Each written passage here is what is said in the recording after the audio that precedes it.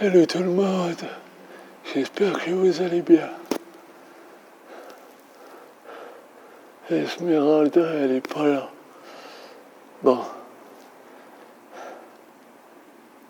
Il est venu le temps que je vous parle un peu plus du projet en lui-même. Par contre, je vais reprendre ma voix et je vais me remettre un peu bien parce que sinon ça va être très dur pour moi de tout faire, de tout dire comme il faut. Donc,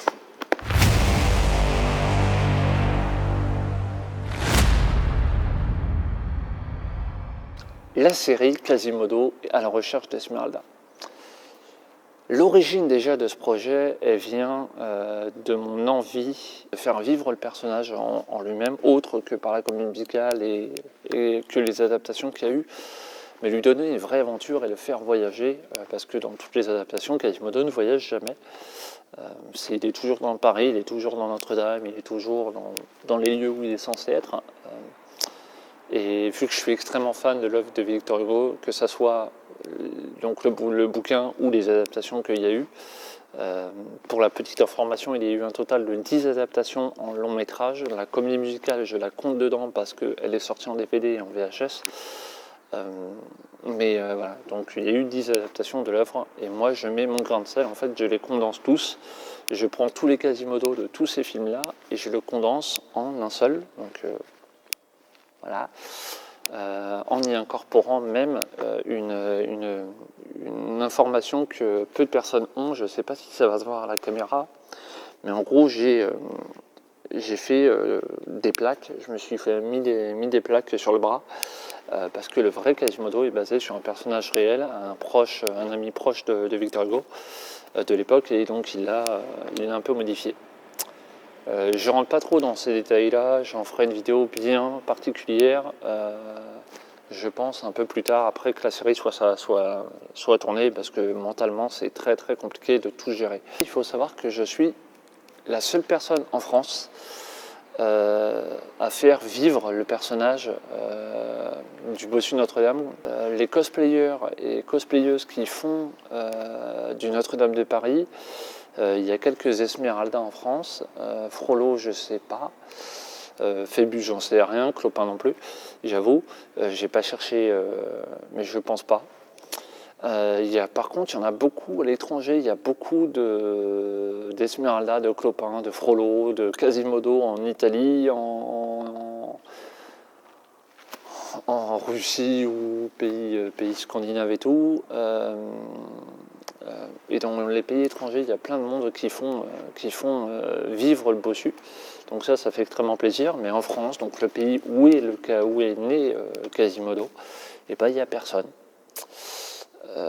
J'avais trouvé une jeune fille qui avait un peu fait le même avait fait aussi le Quasimodo, mais ça n'a pas duré très longtemps. Et maintenant, elle a totalement arrêté depuis pas mal d'années. Donc j'ai le monopole sur Quasimodo en France. Ouais. Ensuite, parce qu'il faut savoir que j'ai la maladie d'Huntington, comme je l'ai dit dans les deux vidéos d'information précédentes. Donc la maladie d'Huntington, très rapidement, c'est une maladie neurodégénérative héréditaire qui, en gros, perte de mémoire, difficultés musculaires, soucis énormément de fatigue, des difficultés dans le langage et qui commence à être un peu en mode vénère depuis quelques temps. Je suis dans l'obligation de faire cette série le plus vite possible. Donc en un an et demi max, parce qu'après ma santé sera tellement avancée que je ne serai plus en capacité de le faire. Le costume a été fait par Minaté Couture avec l'autorisation, la validation et le suivi donc, de la costumière de la comédie musicale Fred Sattal, donc la costumière de 1998.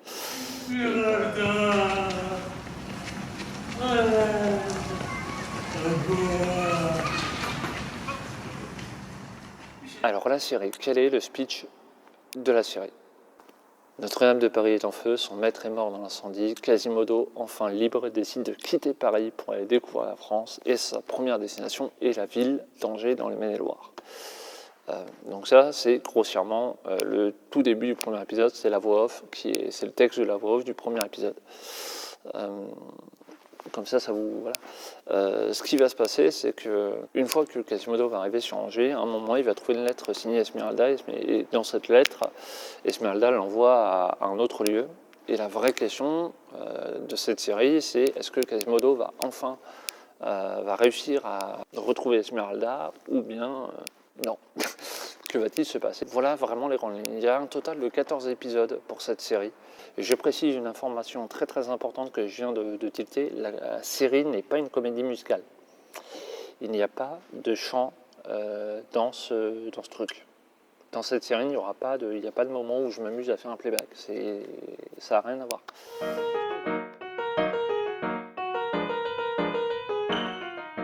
Donc les autres villes où va aller Quasimodo hormis Angers.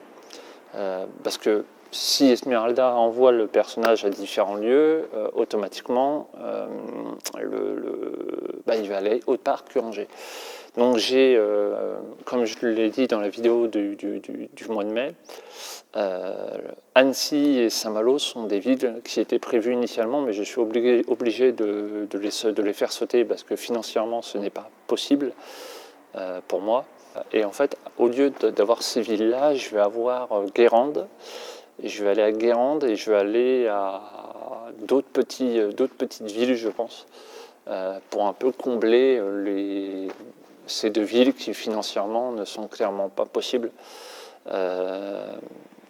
Après tout ce que j'ai dû sortir, tous les soucis qui m'ont fait rajouter du budget, etc., c'est juste pas faisable. Donc il va y avoir Nantes, Belluard, Angers, Marseille, Guérande et des petits patelins autres pour...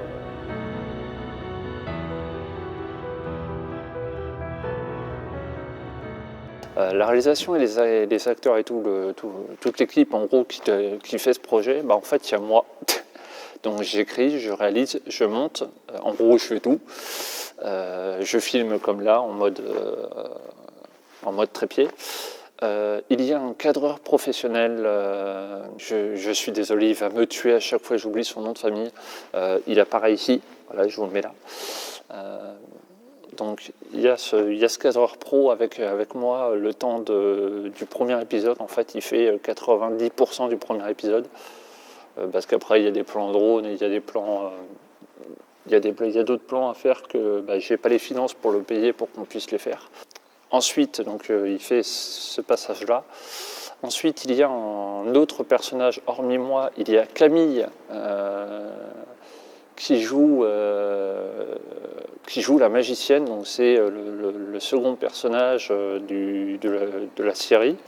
C'est la messagère de Quasimodo, d'Esmeralda, pardon. Mais elle est là pour certains épisodes, pas pour tous. Ensuite, il y a donc une guest, comme vous avez pu le voir, comme j'ai pu en parler dans la vidéo de bilan du mois de mai. Bien sûr, dans les épisodes, en général, quand on fait une série, il y a souvent une voix off à la fin et au début, du moins au début et à la fin des épisodes. Et sur la moitié de la série, j'ai des comédiens de doublage et des comédiennes de doublage qui m'ont fait l'honneur et le privilège de prêter leur voix donc pour ces moments-là. Alors j'ai mes Padge, Pierre-Alain de Garrick, j'ai tous les gens qui vont s'afficher ici. Voilà, j'ai tout ça parce que j'ai pas pensé à noter les gens, mais voilà, vous avez... mais je vous avoue, je suis très fatigué, c'est aussi pour ça que je fais cette vidéo de présentation que maintenant, après 2 mois de tournage, tout simplement déjà parce que j'avais pas tilté que vous n'êtes pas tous sur Insta, mais c'est aussi parce que je suis très très fatigué et le projet me demande beaucoup de travail, j'ai énormément de trucs à faire, donc voilà.